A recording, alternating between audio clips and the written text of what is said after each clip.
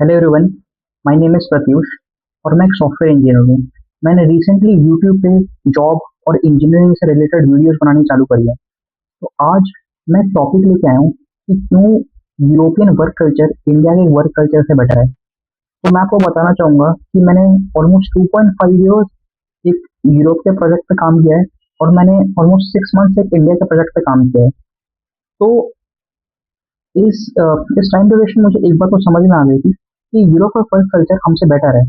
तो देखो, ऐसे तो बहुत सारे पॉइंट्स हैं जो जिसमें वो हमसे बेटर है, लेकिन कुछ ऐसे मेन पॉइंट्स जो मैं आपके सामने आज हाईलाइट करना चाहूंगा जो कि शायद आपको नहीं पता होंगे, जिसको जान के आपको जानने को मिलेगा कि क्यों यूरोप का वर्क कल्चर इंडिया से बेटर है। ठीक है। तो सबसे पहले तो हम इस वीडियो को स्टार्ट करें उससे पहले मैं आपको बताना चाहता हूँ कि वर्क कल्चर की डेफिनेशन क्या होती है। ठीक है।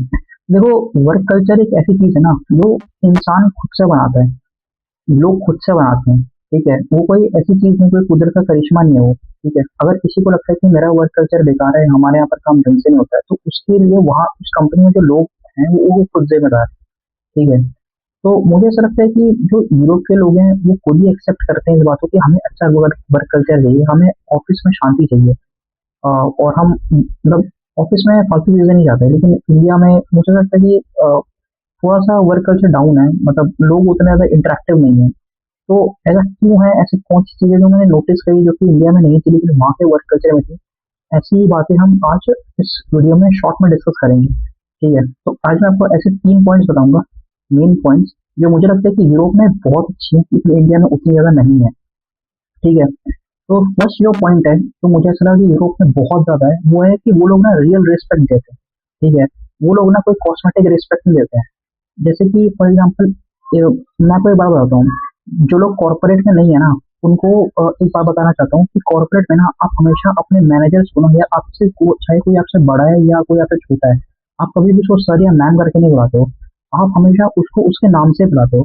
फॉर एग्जाम्पल, अगर मैं हूँ, मेरी उम्र कितनी भी हो सकती है, मतलब जैसे फॉर एग्जाम्पल मेरी उम्र आप ये मान लो कि 22 से लेके 27 के बीच में है। ठीक है।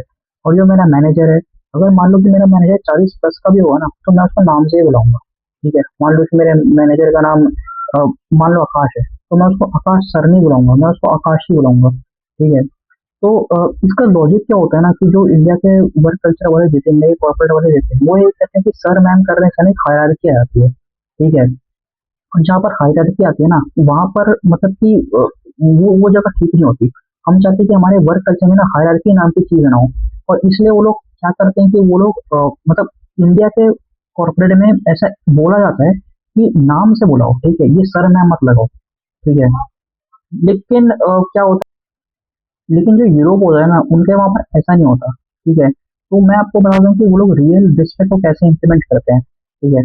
अब जैसे कि मान लो कि क्या होता है ना कि अगर मुझे अपने ऑफिस से किसी कलीग से बात करनी है, ठीक है, ऑफिस खास में, तो मैं उसको व्हाट्सएप पे मैसेज नहीं भेजता, मैं उसको मैसेज भेजता हूँ माइक्रोसॉफ्ट टीम्स पे। ठीक है। तो अब जैसे इंडिया में क्या होता है ना कि लोग कहते हैं कि मैं नाम से बुलाऊँ, उससे क्या होगा कि वर्क प्लेस पे हायरार्की खत्म होगी, और जब हायरार्की खत्म होगी तो हम सबको इक्वली ट्रीट कर पाएंगे। लेकिन ये जो पॉइंट है ना, ये हमारे माइक्रोसॉफ्ट का जो टीम्स होता है ना वो उसको ऑन द स्पॉट डिफीट कर देता है। क्योंकि क्या होता है ना कि जितना मैंने देखा है इंडिया के जो कंपनी होती है, वो माइक्रोसॉफ्ट का जो टीम होता है उस पे जो आदमी होता है, जब वो किसी को मैनेज करता है ना, तो वो आदमी कौन है और उसकी डेजिग्नेशन क्या है कंपनी में, वो उसको पता चल जाती है। ठीक है। तो अब जैसे कि क्या होता है ना कि अगर मान लो कि मैं किसी सीनियर मैनेजर को मैनेज करूँ, तो जो सीनियर मैनेजर है वो ऑन द स्पॉट देख लेगा कि ये इस जिस इंसान ने मैनेज किया उसका लेवल क्या है।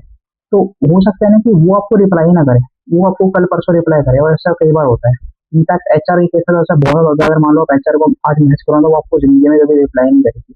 तो इससे क्या होता है कि हायरार्की बनी रहती है। और कभी कभी कुछ लोग ना जानबूझ के भी ऐसा करते हैं कि जब कोई उनसे छोटा उनको मैसेज करता है ना तो वो उसको रिप्लाई नहीं करता जानबूझ कर। ये सोचेंगे अभी इसको कौन कौन मैसेज करेगा, मतलब या फिर बहुत ज्यादा डिले लेते हैं, उसे काम डिले होता रहता है। लेकिन ना यूरोप में ऐसा नहीं होता। जब मैं यूरोप के प्रोजेक्ट पे काम कर रहा था तो मैं यूरोप का जो माइक्रोसॉफ्ट टीम्स का वर्जन है उसको यूज कर रहा था। वो कंपनी टू कंपनी भी होता है, हर कंपनी अपने हिसाब से चेंज करवा सकती है, लेकिन जो जो जिस कंपनी के लिए मैं काम कर रहा था उन्होंने काफी अच्छे फीचर उसमें इम्प्लीमेंट किया था। उन्होंने उसमें क्या इम्प्लीमेंट किया था ना कि आपको कौन मैसेज कर रहा है उसका डेजिग्नेशन नहीं देख सकते आप। ठीक है। वहां पर डेजिग्नेशन कोई ऑप्शन था ही नहीं। ठीक है। तो आपको कौन मैसेज कर रहा है वो आपको पता ही नहीं चलेगा। तो जैसे मान लो कि मैंने किसी सीनियर मैनेजर को मैसेज किया, तो वो क्या करेगा ना कि वो अगर वो देखने का ट्राई करेगा कौन है, तो उसको पता ही नहीं चलेगा इसका लेवल क्या है। तो हो सकता है वो आदमी ये सोचे ना, वो सीनियर मैनेजर ये सोचे कि हो सकता है ये मेरे से बड़ा मैनेजर, तो वो आपको ना इमीडिएटली ना रिप्लाई कर देता है। ठीक है। अब जैसे कि एक बार मैं आपको एक छोटा सा इंसिडेंट बताता हूँ। वो इंसिडेंट में क्या हुआ था ना कि अ, जब मैं उस यूरोप के प्रोजेक्ट पे काम करना चालू करा था ना, तो मुझे ना कुछ लाइसेंसिंग का इशू आ रहा था। तो उसके ना मुझे सपोर्ट को कॉल करना था। ठीक है, टेक्निकल सपोर्ट को। तो क्या हुआ कि मैं उस प्रोजेक्ट में नया नया था और मुझे पता नहीं था, लेकिन एक लड़की थी उस प्रोजेक्ट में जो कि ना काफी बड़े मैनेजर लेवल की, सीनियर मैनेजर लेवल की थी। और वो लड़की ऐसी लड़की थी ना कि जो दूसरी कंपनी से ना प्रोजेक्ट साइन करती, मतलब जब तक वो कॉन्ट्रैक्ट पे साइन ना करे ना, तब तक वो दूसरी कंपनी को प्रोजेक्ट नहीं मिलता था। तो मतलब इसी वजह से ना बहुत सारे लोग जो थे ना, जो दूसरी कंपनी से, वो उस लड़की के मतलब उससे कांटेक्ट करना चाहते थे, कैसे कैसे करके कि मतलब हमसे बात कर लो, हमें भी प्रोजेक्ट दिला दो। मतलब उसकी वो पावर थी, जो प्रोजेक्ट को फाइनल करने की जो कमिटी, उसमें बहुत बड़ी इंपॉर्टेंट पोजीशन रहती। और ऐसे लोगों को अक्सर बहुत लोग अप्रोच करते हैं। तो मतलब कॉर्पोरेट में उसका रोल भी काफ़ी ज़्यादा ऊँचा होगा। तो क्या हुआ कि मैं नया-नया था कंपनी में और मुझे सपोर्ट का नंबर चाहिए था, और क्योंकि डेज़िग्नेशन में दिखाता नहीं है, तो फिर मैंने गलती से ना उस लड़की को मैसेज कर दिया था कि यार मुझे सपोर्ट का नंबर भेज दो। तो मतलब और उसके बाद क्या हुआ ना कि उस लड़की ने मुझे एक्चुअली में सपोर्ट का नंबर भेज भी दिया। ठीक है। लेकिन मुझे नहीं लगता कि अगर आप ये कभी इंडिया में करोगे, आप करके देखना कि अगर कोई छोटे लेवल पे एसोसिएट है जो कि न्यू-न्यू कंपनी में आया है, तो वो एक काम करना, अपने सीनियर मैनेजर को एक बार मैसेज कर देना कि यार मुझे सपोर्ट का नंबर चाहिए, आप प्लीज़ मुझे भेज दो। मैं गारंटी देता हूँ कि वो आपको कभी नहीं भेजेगा, बल्कि सुनाएगा और कि तुम मुझे क्या भेज रहे हो। ठीक है। तो अ, तो ये चीज़ है ना, जो मुझे ऐसा लगता है कि यूरोप में बेटर होता है, क्योंकि यूरोप में ना जब आप किस पोजीशन पे काम करते हो, वो पोजीशन आपको बताती नहीं है। ठीक है। तो उससे क्या होता है ना कि इंसान हमेशा ना थोड़ा कंफ्यूज रहता है कि मैं इससे बड़ा तो नहीं है ना, और अगर कोई इसी कंफ्यूजन के चक्कर में हो सकता है कि आपको जल्दी रिप्लाई कर दे। ठीक है। तो वहाँ के जो लोग हैं ना, वो रिप्लाई फास्ट कर देते हैं आपको। ठीक है, क्योंकि उनको डेजिग्नेशन के बारे में कुछ पता ही नहीं होता है। और जब उनको डेजिग्नेशन के बारे में नहीं पता होगा, तो वो इक्वल रिस्पेक्ट दे पाएंगे हर इंसान को। ठीक है। ये एक पॉइंट है जो मुझे अच्छा लगा। दूसरा पॉइंट जो है ना कि वो हमेशा ना ज़्यादा वो लोग ना ज़्यादा इंटरैक्टिव होते हैं। ठीक है। जैसे कि जैसे मान लो कि ना जब जब जब यूरोप के लोग होते थे, ठीक है, तो जब भी यूरोप के लोग माइक्रोसॉफ्ट पे कॉल करते हैं ना एक दूसरे को, तो हमेशा ना अपना वीडियो ऑन रखते हैं। ठीक है, चाहे मौसम कैसा भी हो, वहाँ के लोग 99% लोग ना अपना अपना कैमरा ऑन रखते हैं जब वो बात करते हैं तो। लेकिन इंडिया में क्या होता है, जब आप किसी को कॉल करते हो ना, तो वो कैमरा ऑन ही नहीं करता। ठीक है। इनफैक्ट अगर मान लो कि किसी किसी जैसे अक्सर ऐसा होता है कि अगर मान लो कि आपको किसी बंदे में कैमरा ऑन करवाना है किसी कॉल के टाइम, तो अगर आप उसको बोलोगे ना कि कैमरा ऑन करो, तो वो आपको कल की डेट देगा कि नहीं, अगर जब हम कल बात करेंगे तो मैं कैमरा ऑन रखूंगा, हो सकता है कि आज मैं रेडी नहीं हूँ। ठीक है। ऐसे बहुत सारे केस होते हैं कि मतलब कि ऐसा बोला गया कि कैमरा ऑन करो, तो उन्होंने मना कर दिया इंडियंस ने कि नहीं यार, मतलब अभी अभी मैं रेडी नहीं हूँ। तो तो मतलब ये कहना चाहता हूँ कि मतलब अ, मतलब जो यूरोपियंस है ना, वो ज़्यादा मतलब इंटरैक्टिव है। ठीक है। मैं ये नहीं कह रहा कि कैमरा ऑन ना करके हमने कुछ गलत करा। हो सकता है हम ऐसे पोज़ीशन में हैं कि मतलब हम कैमरा ऑन नहीं कर सकते हैं। हो सकता है कि हम अभी घर पे, मतलब हमारे घर, हम वर्क फ्रॉम होम कर रहे हैं, हमारे घर पे बहुत ज़्यादा डिस्टर्बेंस है। ठीक है। तो हो सकता है हम आज कैमरा ऑन ना करें, लेकिन हम कभी कैमरा ऑन नहीं करते। ठीक है। लेकिन वो लोग क्या करते हैं, वो लोग 99% टाइम वो कैमरा ऑन ही रखते हैं। ठीक है। तो जब हम कैमरा ऑन रखते हैं ना, उससे एक बेटर कल्चर बनता है। और वो कल्चर क्यों बनता है? वो कल्चर इसलिए बनता है क्योंकि जो आईटी सेक्टर है, उसमें कोई एक जगह पे टीम नहीं बैठती। जैसे मान लो कि मैं हूँ, तो मेरी टीम में कुछ लोग गुड़गांव से हैं, कुछ लोग पुणे से हैं, कुछ लोग हैदराबाद से हैं, और कुछ लोग चेन्नई से हैं। ठीक है।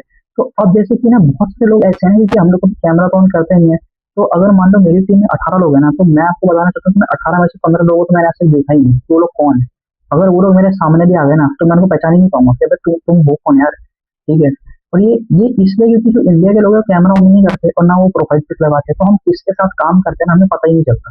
ठीक है। और जब हम किसके साथ काम कर रहे हैं हमें पता ही नहीं चलता, तो हमारी उससे दोस्ती ही नहीं होती।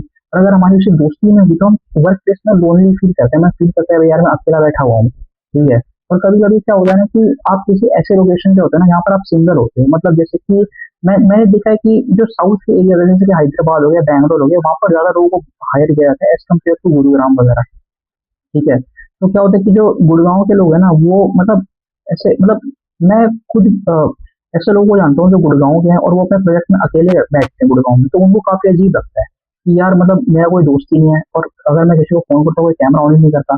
तो मैंने भी इनफैक्ट मैं जिस प्रोजेक्ट में हूँ, मैंने अपने मैनेजर को नहीं देखा आज तक कि मेरा मैनेजर है कौन। अगर मेरा मैनेजर मेरे सामने आ जाए तो उसको पहचान ही नहीं पाऊंगा।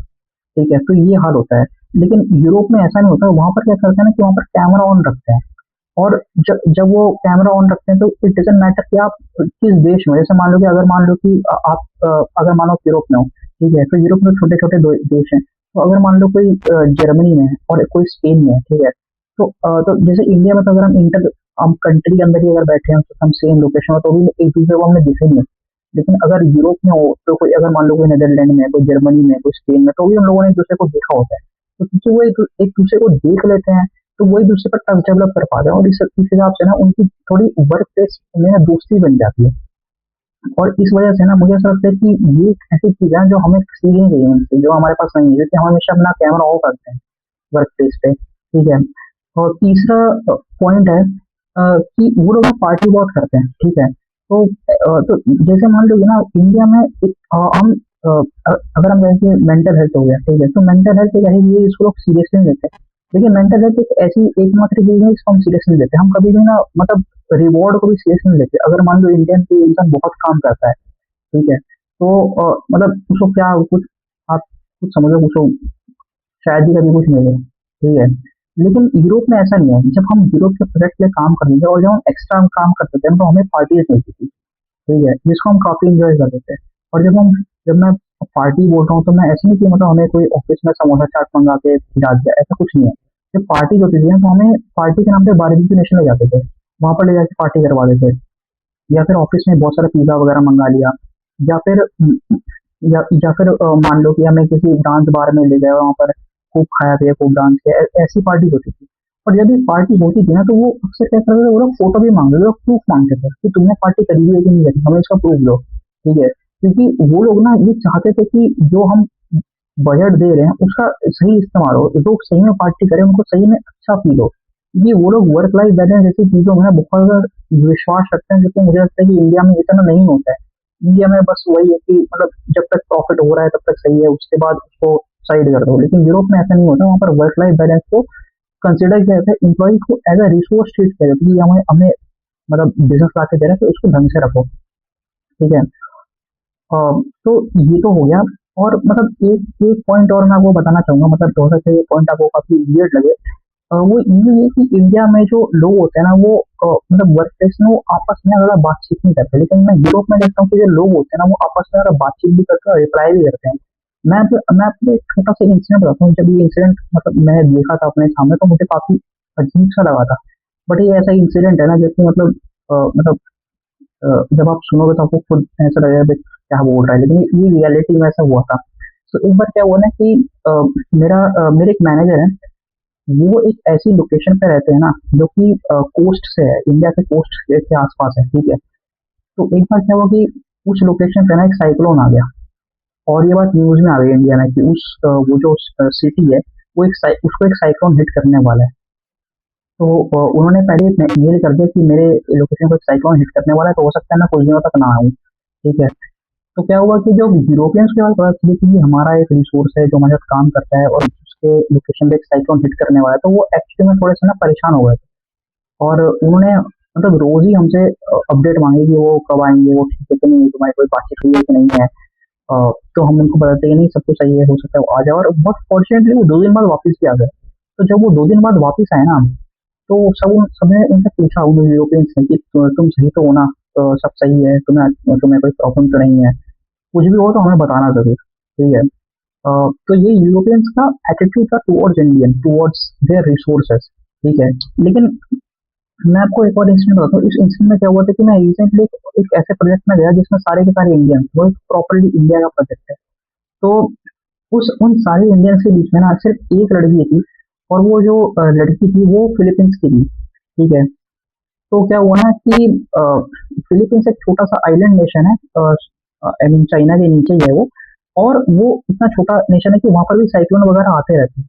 तो एक बार क्या हुआ कि उस लड़की ने एक मैसेज डाला ग्रुप में कि देखो आज मैं शायद ना आ पाऊँ, और उसका रीजन ये है ना कि मेरे इलाके को, जिस इलाके से वो थी फिलीपींस में, वहां पर एक साइक्लोन आने वाला है, तूफान आने वाला है, ठीक है। इस वजह से बिजली कट रही है। तो जब उसने ये मैसेज डाला ग्रुप में, तो फिर मतलब मैं तो उस प्रोजेक्ट में नया था, मुझे लगा कुछ तो रिप्लाई करेगा कि मतलब get well soon, we are with you, अगर कोई मदद चाहिए तो बोलना। लेकिन I was very shocked to see कि उस लड़की ने रिप्लाई नहीं किया। मतलब उस ग्रुप में कम से कम 18 लोग होंगे इंडियंस, और उनमें से किसी ने भी उनको मतलब गेट वेल सून भी नहीं बोला। और 2 घंटे बाद किसी ने एक मैसेज कर दिया कि यार अपने काम का अपडेट दे देना, मतलब उनको नहीं, उनको छोड़ के जितने भी बाकी लोग हैं प्लीज अपने काम का अपडेट दे दो, हमें अपडेट चाहिए। तो ये मुझे थोड़ा ऐसा लगा कि थोड़ा सा इनह्यूमन था, मतलब ऊपर सबको उनको बोल देना चाहिए कि यार गेट वेल सुनिए अभी वगैरह, लेकिन ऐसा कुछ हुआ नहीं था। अ, तो ये एक ऐसी चीज़ है, मतलब ये कुछ पॉइंट्स है जो मैंने नोटिस करे, लाइक इंडिया के प्रोजेक्ट में रहते हो और यूरोप के प्रोजेक्ट में रहते हो कि काम करने का क्या अंतर है। तो तो मुझे ऐसा लगता है कि हम ये सब सीख सकते हैं। और मतलब मैंने इतना बोला, मैं कोई पॉजिटिव पॉइंट बता देता हूँ कि जब भी कोई इंडियन कोई यूरोप के प्रोजेक्ट पे जाता है, उसके बाद वो परमानेंटली वहीं का हो जाता है।